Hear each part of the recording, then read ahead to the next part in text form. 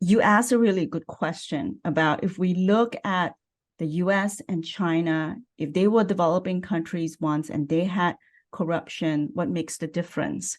And I think the first lesson that countries in Africa should know is that no country can ever prosper if you do not eradicate growth damaging forms of corruption, the kind that you are combating.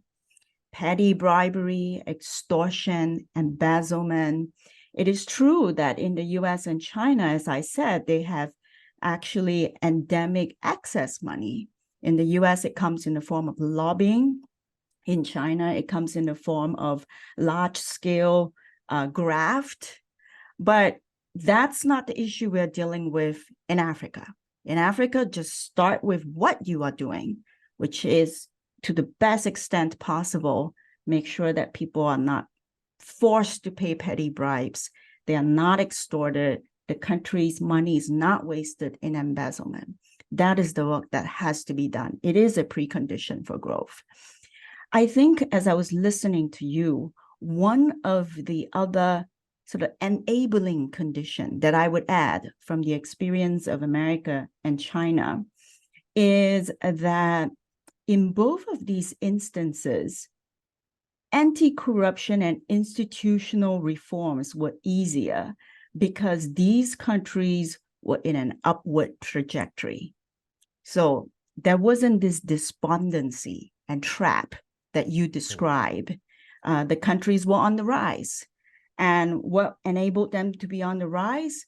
Well, these are big factors outside any individual's control. In the case of China, it was because Mao died and Deng Xiaoping took over.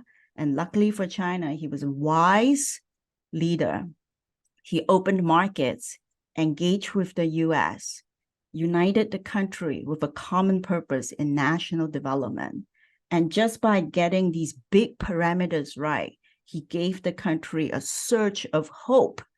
And hope, in turn, changed people's expectations, aspirations, and incentives so that when actors like you come into the picture, your job becomes 100 times easier.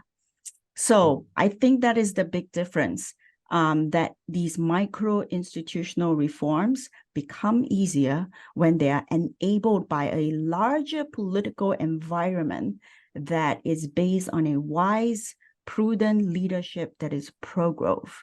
I think that is the big challenge in Africa, that these big, large factors are often absent, and that is why the work you're doing is harder, but nevertheless even more critical.